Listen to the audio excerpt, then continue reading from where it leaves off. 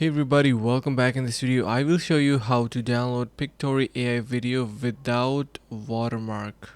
So let's just begin. First of all, you need to head over to this option or any video that you generated for your project, and you can see on the top right we have this download option. So you're going to be needing to click on this download without watermark option, and it will be downloading your Pictory AI video without any watermark. So the thing is, you can also head over to the link in the description below to get your 40% off onto their subscription plans if you do not have them already, which are going to be helping you to complete this procedure, because you need a pro plan for getting your without watermark version of your video. So I hope this video was informative, and that's how you can easily get it done.